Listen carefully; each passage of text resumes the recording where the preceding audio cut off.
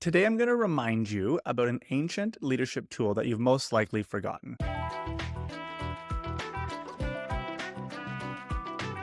So, this week's episode is going to be a little bit different. We're going no video this week, only audio. Reason being, our apartment, my flat, my studio where I do all of our video recordings here is a total mess right now. We've had a ton of friends and family come through over the March break, and admittedly, we just have not had an opportunity to be able to tidy things up. But I did not want to miss out on the opportunity to share with you something that is moving through our city right now, something that has reminded me about an ancient leadership tool that you have likely forgotten. You see, in the narrow cobblestone streets of Valencia, Spain, where I currently live, something extraordinary is happening. The city vibrates right now with an ancient energy as the annual festival of Las Fallas has been unfolding. Neighbors who have barely acknowledged each other throughout the year now gather shoulder to shoulder in the streets every single day. This has been starting since the beginning of March and goes all the way until March 19th to participate in an elaborate communal ceremony that has endured for centuries. Now, if you walk the streets right now of Valencia, you'll see that artisans and community members have been spending months to craft these enormous, intricate sculptures that they call fallas. Now, these monuments, they are breathtaking. These are no trivial feats pulling these together, and they're absolutely beautiful, both visual aesthetics, but also in the way that they satirize the year's events, celebrating both the beauty and the folly. The air fills with the scent of gunpowder and paella as fireworks punctuate day and night, and I'm not kidding. Brass bands have been parading through our streets, especially over the last 2 days, until like 3 or 4 in the morning. And throughout the day, yesterday, there was, for example, a parade that was all about bringing flowers down to this beautiful monument where from 3 p.m. until 11 p.m., no word of exaggeration, there were thousands of people in traditional dress walking down the streets to demonstrate their living connection to their ancestral past. And then, after weeks of celebration coming up tomorrow, so on Wednesday, all of the hours that they've spent and resources pouring their hearts and soul into these magnificent creations get burned to the ground. The final night of Fallas, called La Crema, sees each neighborhood gathering around their monument as flames consume what they've built. The heat, as you might imagine, because these are not small installations, some of them go all the way up to about 100 feet tall, forces onlookers to step back, faces illuminated in the glow of communal catharsis. And in those moments, as embers rise into the night sky, the community becomes witness to something profoundly human. Our innate need for ceremony, for collective moments that mark endings and beginnings. You see, as I watch Valencia enact this ancient ritual, I'm reminded of how rare such ceremonial practices have become in our everyday lives. Today, we exist in a world of constant transition. Job changes, relationships evolve, children grow. Yet, we've largely abandoned the ceremonial containers that once helped us metabolize these shifts in our lives. Our ancestors understood something we've forgotten. Significant life transitions require more than intellectual acknowledgement. They demand embodied experience: fire, earth, community, intention, elements that engage not just the mind, but the heart, the spirit, and the body. When did we decide that moving from one chapter in life to another required nothing more than turning the page? Perhaps it was when efficiency became our highest value. Or maybe when individualism convinced us we needed no witnesses to our transformations. Or maybe when constant productivity left no space for the sacred pause that ceremony requires and asks of us. But the cost of this cultural forgetting is pretty damn steep. I've certainly experienced this in my own life. I mean, without ceremonial containers, life's transitions just blur together. Without intentional markers, we find ourselves recycling old patterns, carrying what should be released, living the same year repeated rather than truly evolving. Throughout my life, I've found myself drawn to fire ceremonials during pivotal moments of transition. When relationships end, business is transformed, old identities no longer were serving me. In the absence of culturally embedded rituals, I've had to embark out on my own and create my own rituals and ceremony. Periods of what I've started to call strategic solitude, where I build a fire and ceremonially mark what's ending and what's beginning in my life.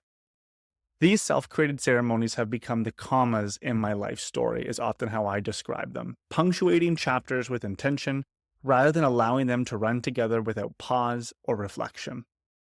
These moments of strategic solitude have become the sacred thresholds through which I step consciously from one version of myself into another.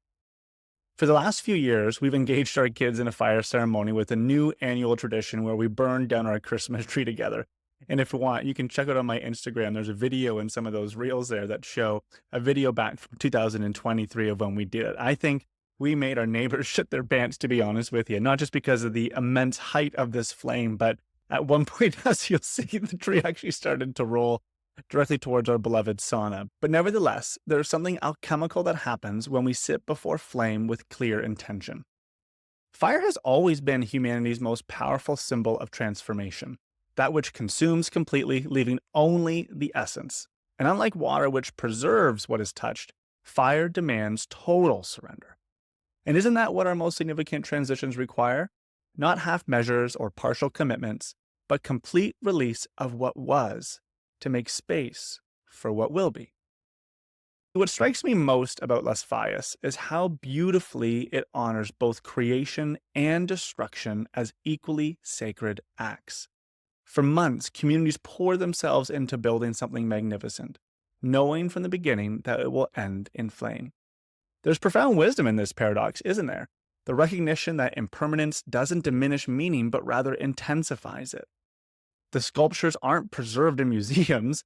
They're lived vibrantly and die spectacularly.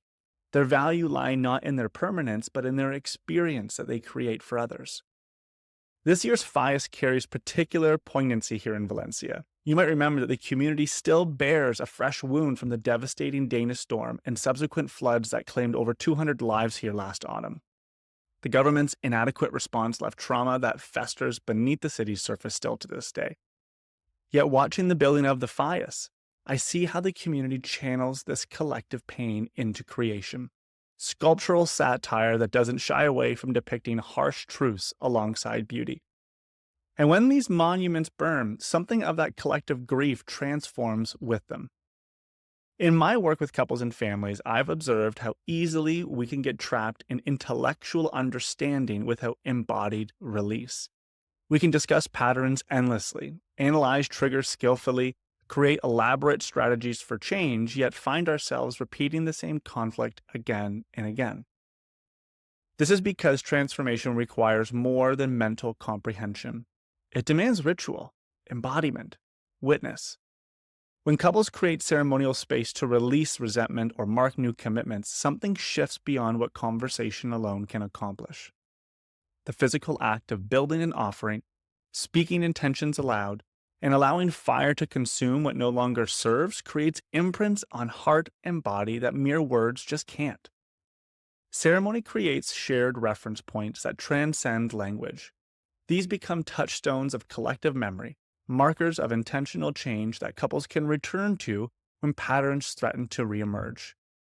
Without these ceremonies, relationships risk becoming 10 repetitions of the same year rather than 10 years of authentic evolution. Without intentional release, the accumulated weight of unmetabolized experience grows too heavy for any partnership to bear. For so many of us, we're used to creating moments of significance or ceremonies for the beginning of our relationship or our marriage through things like wedding. Yet we seldom find meaningful opportunities to continue to embed ceremony in the ongoing evolution of our story that we write together. What might change if we approached our lives with the spirit of Las Fallas is a question that I've been asking myself over the last few weeks. Building with intention, celebrating fully, releasing completely. What if instead of drifting unconsciously from one life phase to another, we marked transitions with ceremonial fire? What if before beginning new chapters, we created space to honor what's ending? What if we recognize that some things must be completely consumed before new growth can emerge? As I prepare for my own upcoming period of strategic solitude, 3 days in beautiful Majorca after an intensely productive season, I'm considering what needs to be released in my life right now. What patterns are no longer serving me? What identities have I outgrown? What grievances am I carrying that deserve the dignity of intentional release? This will be yet another comma in my life story, a pause for breath before the next phase begins. So perhaps there's something in your life waiting for ceremonial acknowledgement. Perhaps there's a threshold you've crossed intellectually but not yet embodied. Perhaps there's accumulated pain in your relationship that needs more than discussion. It needs transformation through intentional release. You don't need to be in crisis to benefit from ceremonial practice, though transitions and challenges often reveal some of our deepest need for sacred containment. You might be considering exploring ceremony if you find yourself repeatedly having the same conflicts in your relationship despite endless conversations about them. Maybe you've intellectually moved on from something, yet still find yourself emotionally tethered to it. You're crossing a significant threshold in your life, so maybe you're moving to the other side of the country or having relationship changes, becoming a parent, children leaving home, retirement. Maybe you're carrying resentments that discussion alone hasn't resolved, or you sense a gap between what you know and what you embody. You've experienced loss or grief that hasn't found adequate expression yet. For the past decade, I've studied shamanic medicine traditions and ceremonial practices, now integrating these ancient wisdoms with modern understandings of relationships, neuroscience, and personal development. What began as personal curiosity has honestly evolved into a profound respect for ceremony's transformative power in both my life and the lives of families and couples I work with. The last 2 weeks here in Valencia, as I've been experiencing Las Fallas firsthand, has been a potent reminder of the impact and role ceremony can play in our own individual evolution and our collective story as a family and as a community.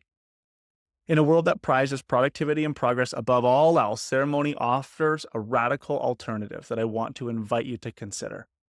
The courage to pause, to mark, to witness, to transform. If you're curious about bringing ceremonial practice into your life, your relationship, or your family, I'm more than happy to share what I've learned. The people of Valencia understand this wisdom. For centuries, they've invested countless hours creating beautiful monuments knowing they'll end in flame. Yet somehow through this cycle of creation and release, the community renews itself again and again. Perhaps it's time we remember what they've never forgotten, that some transformations require fire, and that what we're willing to release often determines what we're capable of becoming.